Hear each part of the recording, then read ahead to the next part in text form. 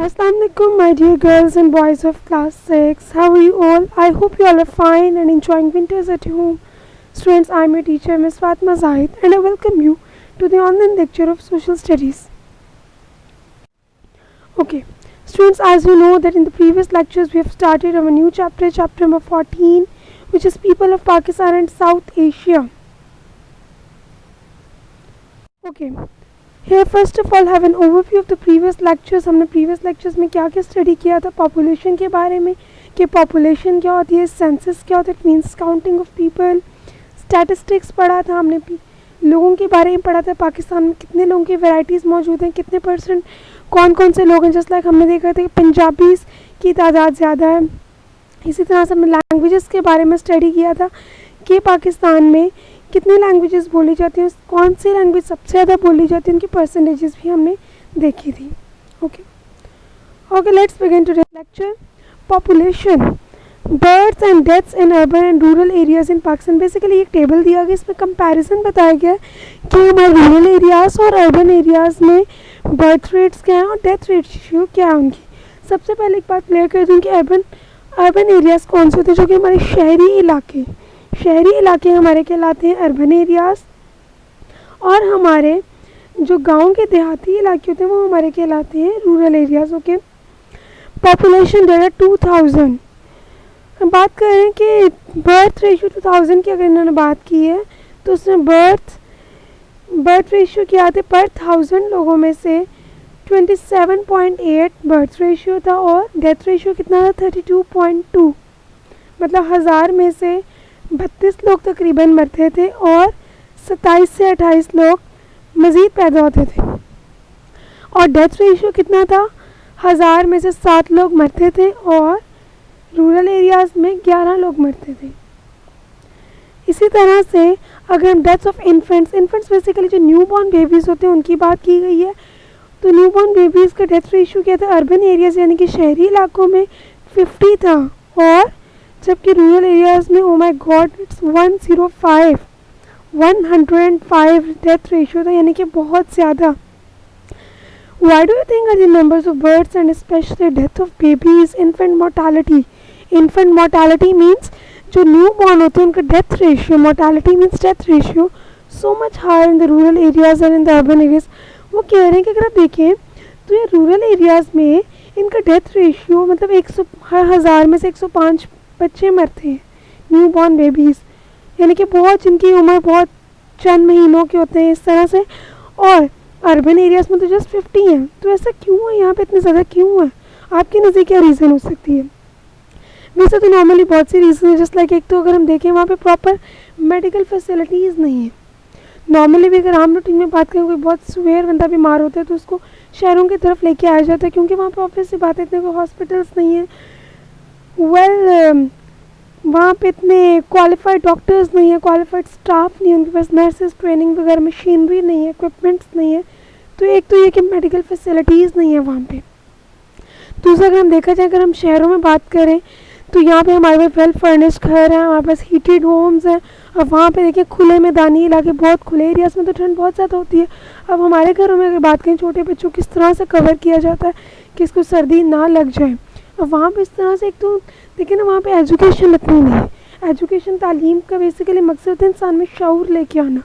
जब वहाँ पे रूरल एरियाज़ में हम शहरों से कंपेयर करें तो वहाँ पे तालीम भी इस तरह से आम नहीं है।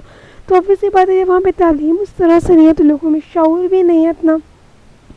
जब शऊर नहीं है तो वो फिर इन चीज़ों का उनको नॉलेज ही नहीं होती कि किस तरह से क्योर करना है, किस तरह से ख्याल रखना है बच्चों का है किसी भी चीज़ का। सो ये एक मेन रीज़न है वहाँ पे डेथ रेशियो बहुत ज़्यादा है। Okay, here is an info box। Life in towns and cities is called urban life, यानी कि जो बड़े बड़े शहरों में रहने वाली ज़िंदगी होती है वो कहलाती है urban life, and life in villages and on the farms is called the rural life. और जो गांव की ज़िंदगी होती है वो क्या कहलाती है, रूरल लाइफ। स्टूडेंट्स इसको इंपॉर्टेंट मार्क कर लें, अंडरलाइन कर लें या हाईलाइट कर लें, कुछ भी। It is very important for objective point of view, fill in the blanks, true false, MCQs किसी भी चीज़ में पूछे जा सकते हैं, शॉर्ट आंसर्स भी पूछे जा सकते हैं। सो ये आपको फिंगर टिप्स होना चाहिए कि अर्बन लाइफ कौन सी होती है और रूरल लाइफ। शहरी ज़िंदगी को हम कहते हैं अर्बन लाइफ जो कि हम गुजार रहे हैं, हम शहरों में रह रहे हैं तो हमारी लाइफ क्या होती है, अर्बन लाइफ, और गांव के लोगों की लाइफ क्या होती है, rural life. Yes, okay, now move on. Population growth means कि पॉपुलेशन किस तरह तेज़ी से बढ़ रही है.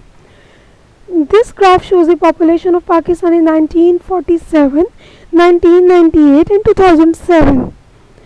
Note how it steadily become steeper. वो कहने की ये ग्राफ बेसिकली आपको 3 सालों की पॉपुलेशन बता रहा है, 1947 की, 1998 की और 2007 की. ये बेसिकली पाकिस्तान की पॉपुलेशन की बात कर रहे हैं. वो कह रहे हैं कि 1947 की अगर हम बात करें तो पाकिस्तान की कितनी पॉपुलेशन थी, just 40 million. Here M stands for million. और अगर हम 1998 की बात करें तो कितनी हमारी पॉपुलेशन थी, 135 मिलियंस. और ये अगर हम 2007 की बात करें तो हमारी पॉपुलेशन कितनी थी, 165 मिलियन. और अब तो क्या 2020 एंड हो रहा है, तो ऑब्वियसली बात है हमारी पॉपुलेशन से बहुत तेज़ी से बढ़ रही है, अराउंड 23 करोड़. नाउ आप देख सकते हैं कि मतलब किस तरह तेज़ी से हमारी पॉपुलेशन बढ़ रही है.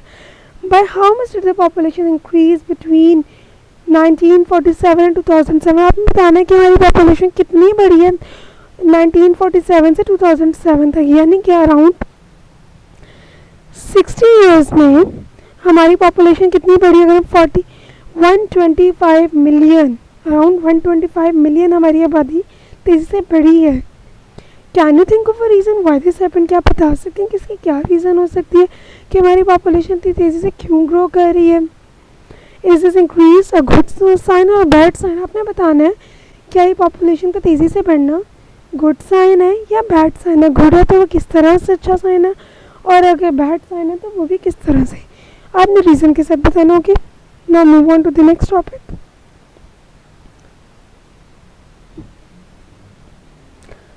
ओके, लिटरेसी बेसिकली क्या होता है. आपने सुना होगा कि 2-3 वर्ड्स लिटरेट हैं या इलिटरेट. 2 वर्ड्स हमें बहुत ज़्यादा पढ़े लिखे लोगों को हम कहते हैं literate, he is a literate. और अनपढ़ लोगों को हम क्या कहते हैं, इलिटरेट. ठीक है, यानी कि वो अनपढ़ है. तो लिटरेसी बेसिकली होता है कि पढ़ने और लिखने की जिसमें एबिलिटीज़ होती हैं वो कहलाती है लिटरेसी. पढ़ने और लिखने की सलाहियत रखना या एबिलिटी रखना लिटरेसी कहलाता है. Okay, literacy has increased in Pakistan due to the emphasis on education. वो कह रहे हैं कि जिस तरह हमारे मुल्क में एजुकेशन पे, तालीम के इम्पोर्टेंस पे बहुत ज़्यादा जोर दिया जाता है, तो ये लिटरेसी रेट हमारा बहुत ज़्यादा बढ़ रहा है. बहुत से लोग तालीम याफ्ता हो चुके हैं. इन 1991 इट वॉज अबाउट 36%. अगर हम 1991 की बात करें तो ओनली हमारे 100 में से सिर्फ 36% लोग जो थे वो लिटरेट थे, यानी कि पढ़ना लिखना जानते थे. And in 2007 it was nearly about 50%, though this varies from region to region. अगर हम 2007 की बात करें तो ये परसेंटेज 36 से बढ़ के 50% में पहुंच गई, यानी कि हमारे पढ़े लिखे लोगों की तादाद बढ़ गई है. हमारे मुल्क में तालीम का रुझान यानी कि बढ़ गया तालीम. एज़ वी ऑल नो के मतलब हमारे इस्लाम ने भी इल्म की अहमियत पर बहुत ज़्यादा जोर दिया है. हज़रत मोहम्मद सल्लल्लाहु अलैहि वसल्लम ने फरमाया कि इल्म हासिल करो ख्वाह तुम्हें चीन ही क्यों ना जाना पड़े. यानी इससे इल्म की अहमियत वाज़ेह होती है कि इल्म हासिल करना हमारे लिए कितना ज़रूरी है, ख्वाह वो मर्द हो या औरत. The average literacy rate for women is about 35%. अगर हम वुमेन की बात करें तो 100 में से 35% फीमेल्स हमारी लिटरेट हैं, पढ़ी लिखी हैं, पढ़ना लिखना जानती हैं. अगर हम आज से कुछ मतलब कोई 10-15 साल पहले की बात कर लें, अगर हम अपने पेरेंट्स के टाइम की बात कर लें तो उस टाइम पे ऑब्वियसली बात है हमने देखा होगा कि इतने mainly maximum education graduation intermediate इससे ज़्यादा नहीं होती थी. अगर हम आज देखेंगे हर बंदा नॉर्मली 16 ईयर्स एजुकेशन एमफिल, हर दूसरे बंदे के पास एमफिल डिग्री है. तो मतलब तालीम का रुझान बहुत ज़्यादा बढ़ गया है. अब आज के दौर में मतलब FA BA कोई वैल्यू ही नहीं है. With a continued focus on improving education and making it as widespread as possible, the literacy rate is expected to rise.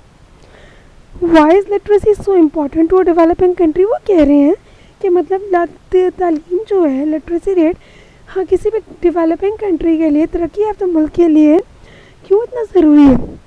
For suppose अगर हम देखते हैं कि दो लोग हैं, एक पढ़ा लिखा और एक अनपढ़ लोग है, ऑब्वियसली बात है तालीम हमें शऊर लेके थे कि जो अनपढ़ लोगों को उसका विजन उसकी सोच उसी तरह से होगी, वो ज़िंदगी में क्यों नहीं तरक्की कर पाता, क्योंकि उसकी सोच बहुत लिमिटेड सोच है। और एक जो पढ़े के लोग हैं ऑब्वियसली बात उनकी सोच बहुत डिफरेंट होगी, उनका विजन बहुत ब्रॉड होगा, उनका नज़रिया बहुत ब्रॉड होगा, तो वो लोग ज़िंदगी में ज़्यादा रिस्क लेते हैं, उनका मतलब डेवलपिंग माइंड होता है, बहुत ज़्यादा तरक्की करते हैं। अब आप देखें कंट्री का कंट्रोल, फॉर सपोज अगर अब फॉर सपोज इमरान खान हमारे कंट्री के प्राइम मिनिस्टर हैं, तो क्या है कि जी वो एक पढ़ा लिखा आदमी है, उसकी सोच उसका विजन उस तरह से चेंज है। जब एक पढ़ा लिखा शख्स किसी भी चीज़ को, किसी मुल्क को या किसी इंस्टीट्यूट को रन करता है तो डिफरेंट मॉडर्न टेक्निक्स के थ्रू इनोवेशंस लेके आते हैं, टेक्नोलॉजीज़ का यूज़ करते हैं, तो ऑब्वियसली बात है तो वो चीज़ तरक्की करती है, चाहे वो इदारा हो कोई, चाहे वो कोई मुल्क हो या कोई भी जगह। सो किसी भी तरक्की याफ्ता मुल्क के लिए तालीम का होना बहुत ज़्यादा ज़रूरी है। Clear? What problems would you encounter in everyday life if you could not read? वो कह रहे हैं अगर आप इनकाउंटर मीन्स क्या प्रॉब्लम्स आपको फेस करना पड़ सकती है आपकी डेली लाइफ में अगर आपको पढ़ना लिखना ही ना जानते हो। देखिए पढ़ना लिखना बेसिक मैथमेटिक्स हमारी ज़िंदगी में बहुत ज़्यादा ज़रूरी है, चाहे हम क्वालिफाइड हैं या नहीं है। एटलीस्ट हमें मैथ्स में एडिशन सब्ट्रैक्शन मल्टीप्लिकेशन डिवीजन ये 4 चीज़ें जो मैथ्स की बेसिक चीज़ हैं ये हमें आनी चाहिए। एटलीस्ट पढ़ना आना चाहिए कि हम न्यूज़पेपर एटलीस्ट पढ़ सकें, कोई टीवी में हमें खबरें पढ़ सकें और कुछ बेसिक चीज़ें हम पढ़ सकें, लिखा हुआ कुछ पढ़ सकें, ठीक है, या एटलीस्ट थोड़ा बहुत लिख सकें। ये चीज़ें बहुत ज़्यादा ज़रूरी है, इनके बगैर हमें सर्वाइवल दुनिया में बहुत ज़्यादा मुश्किल है। फॉर सपोज अगर हम कहते हैं कि जी हमारे घर में मेड्स काम करती हैं, तो क्या वो पढ़ी लिखी नहीं है? तो ऑब्वियसली बात है वो काम कर रही है ना, किसी ज़रूरत की अगर वो पढ़ी लिखी होती, किसी अच्छी जगह पे काम कर रही होती, किसी के घरों में तो ना काम कर रही। अब वो पढ़ी लिखी नहीं है लेकिन उनके पास इतनी तो नॉलेज है ना कि वो अपने पैसों का एटलीस्ट हिसाब किताब कर सके। अगर उनके वो भी नॉलेज ना हो तो वो तो बिल्कुल उनका मतलब कोई भी उनको धोखा दे सकता है, कुछ भी कर सकता है। फॉर सपोज हम किसी ऑटो में कहीं जाते हैं तो ऑटो वाला पढ़ा लिखा नहीं है लेकिन उसको इतनी मैथ्स की कैलकुलेशंस आती है कि वो पैसे लेन देन का हिसाब कर सकते हैं। सो बेसिकली हमें अपनी डेली लाइफ में गुजारा करने के लिए लिखना पढ़ना और बेसिक मैथमेटिक्स आना बहुत ज़्यादा ज़रूरी है। Clear? Can you guess with the higher literacy rates are in Pakistan? क्या आप बता सकते हैं कि पाकिस्तान में कौन से ऐसे एरिया जहाँ पे लिटरेसी रेट बहुत ज़्यादा है, यानी कि जहाँ के लोग बहुत ज़्यादा पढ़े लिखे हैं, बहुत ज़्यादा एजुकेटेड लोग हैं? Is it more important for people in the cities to be able to read than for those in the countryside? वो कह रहे हैं कि शहरों में रहने वाले लोगों के लिए ज़्यादा ज़रूरी है तालीम का, या बजाय उनके जो शहरों से तो हट के रहते हैं? क्या ख्याल है आपका? मेरे ख्याल में तालीम तो दोनों के लिए ज़रूरी है, चाहे शहरों में रहते हो चाहे किसी गांव में या कहीं भी रहते हो। तालीम का बेसिकली हर शख्स का हक है, हर शहरी का हक है, और ये सबको आना चाहिए, एटलीस्ट बेसिक आना चाहिए, पढ़ना लिखना और calculations. Okay, we have read in detail about Pakistan population. हमने पाकिस्तान की पॉपुलेशन के बारे में तो डिटेल से पढ़ ली, जैसे कि आपको पता है कि ये चैप्टर है people of Pakistan and south Asia. अब हम पढ़ते हैं साउथ एशियन कंट्रीज़ के बारे में। Let's see some interesting facts about the people of other South Asian countries. Okay, अब हम डिफरेंट साउथ एशियन कंट्रीज़ के बारे में पढ़ेंगे। हमने पहले पढ़ा कि साउथ एशिया के अंदर कौन कौन से कंट्रीज़ आते हैं। You already know south and south east Asian countries have higher population figures than most of the other countries in the world. The density of the population, that means the number of the people for a given unit of area is also a density। Basically होता है कि एक जगह में रहने वाले लोगों की तादाद, ठीक है। अब आप देख सकते हैं यहाँ उन्होंने साउथ एशियन कंट्रीज़ दी हुई हैं, यहाँ पे डेंसिटी के पर स्क्वायर किलोमीटर के अंदर कितने लोग रहते हैं और यहाँ पे कि किस कंट्री की कितनी पॉपुलेशन है, कितने मिलियंस में, ठीक है। फॉर सपोज अगर हम बात करें बांग्लादेश की, तो बांग्लादेश की पॉपुलेशन कितनी है? 141.8 मिलियंस, अराउंड 142 मिलियन, ठीक है। और यहाँ की डेंसिटी पर स्क्वायर किलोमीटर यानी एक स्क्वायर किलोमीटर के अंदर कितने लोग रहते हैं? अराउंड 984.7। और अगर भूटान की बात करें, इनकी पॉपुलेशन है 2.3 मिलियन, यानी कि बहुत थोड़ी। अगर हम अपने लाहौर की बात करें तो हमारे लाहौर की 11 मिलियन। तो आप कंपेयर कर लेंगे भूटान मतलब कितना छोटा मुल्क है कि पॉपुलेशन कितनी कम है। और यहाँ का डेंसिटी मतलब per area square kilometre just 48 people are living. इसी तरह इंडिया की बात कर लें तो इंडिया की 1100 3.4 मिलियन और इनकी डेंसिटी 335.7 पर स्क्वायर किलोमीटर, ठीक है।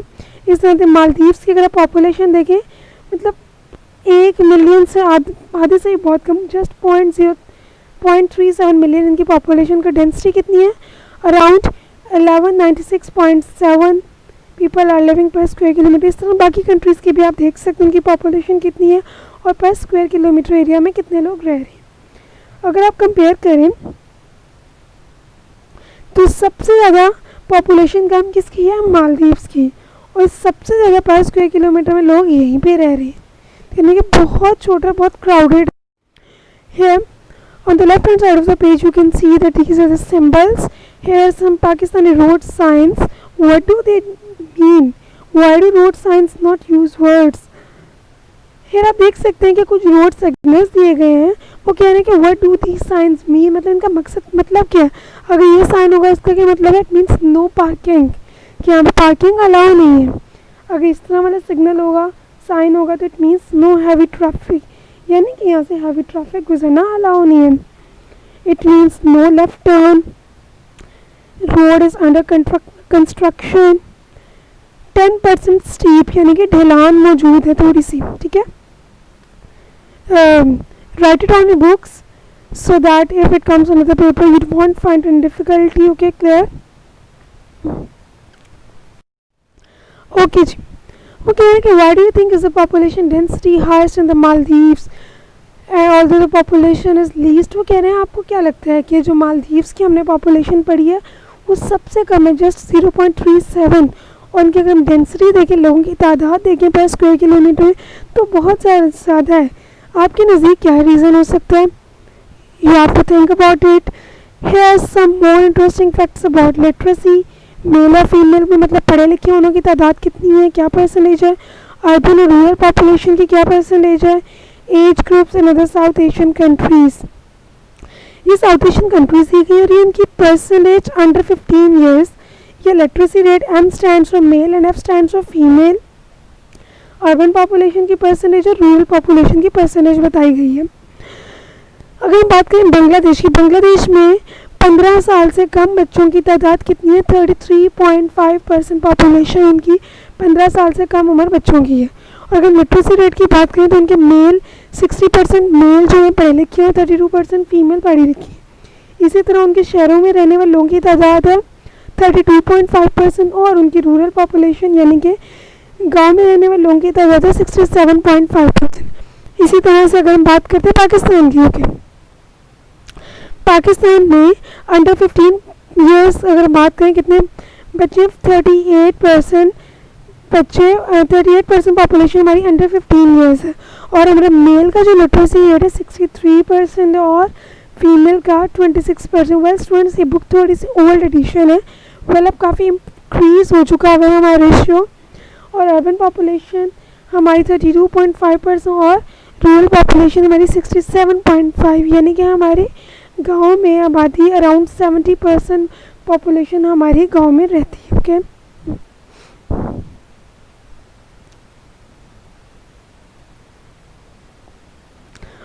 next graph. These graphs show the percentage of the population in the age groups 0 to 15, 16 to 64 and above 65 years in Pakistan and Japan. Basically दो कंट्रीज का कंपैरिजन इनके age groups थे। ये पाकिस्तान का ये जो बार ग्राफ है रिप्रेजेंट कर रहा है पाकिस्तान को, this one is representing Japan. Here you can see the key. Green color is representing the under 15 years, red color is representing 16 to 64 years और ग्रे कलर रिप्रेजेंट कर रहा है 65 प्लस ईयर्स के लोगों को। अब आप देखेंगे पाकिस्तान में 15 साल से कम उम्र में बच्चों की तादाद कितनी है, 37.2%। मतलब 15 साल से जो कम पॉपुलेशन है हमारी 37.2% है। और अगर हम बात करें 16 to 64% की बात करें तो हमारे 56.90% हमारे इस कैटेगरी में फॉल कर रहे हैं। और अगर हम 65 प्लस की बात करें तो बहुत थोड़े लोग हैं, अराउंड 6%, यानी कि 5.90%। बेसिकली जो 65 प्लस एक बोनस एज है। मतलब आजकल जिस तरह की हमारी मतलब हेल्थ इश्यूज़ बहुत ज़्यादा हैं, तो बोनस लाइफ है, कम लोग होते हैं जो कि 65 प्लस सर्वाइव करते हैं। इसी तरह से आप ये देख सकते हैं जापान का, और कंपेयर कर सकते हैं कि किसका परसेंटेज ज़्यादा और किसका कम है। What difference do you notice immediately, why do you think this is.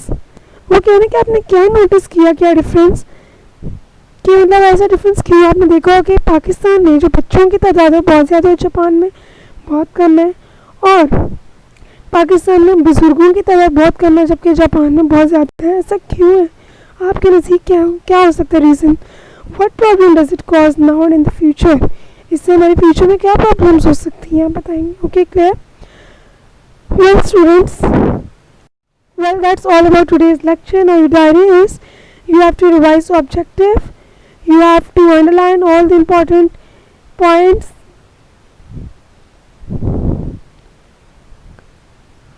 Well, that's all about today's lecture. See you in the next class. Till then, take care. Allah Hafiz.